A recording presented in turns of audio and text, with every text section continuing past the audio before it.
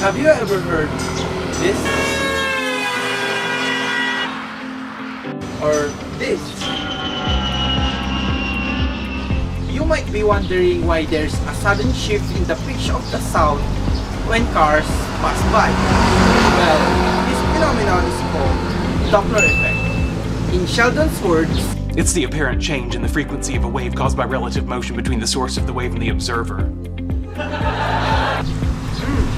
Confusing, right? Let me explain. Let's try to hop in a car and have a demonstration. Using my cell phone, I will record how the horn of the car sounds while moving in that direction.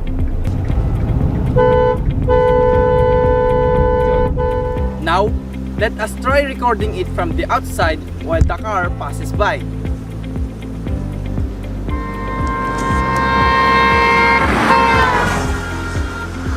Let's see what we have captured.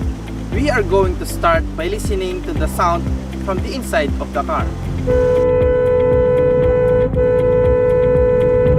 Now, let's try to listen the recording from the outside.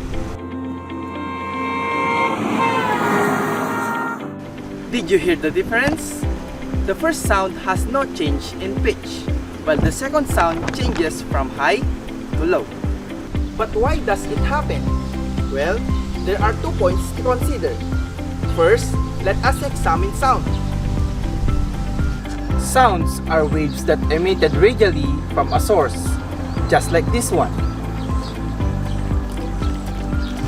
This means that the frequency, or simply the number of waves that are transmitted in a given time, are equal in all sides of the stationary source.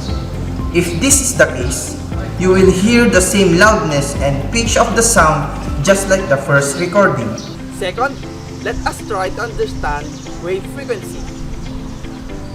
In the first recording, since the source of the sound and the observer is stationary, there is no change in the frequency and wavelength of the sound. Thus, we hear a uniform sound like this. While for the second one, the source of the sound is moving towards and away from the observer.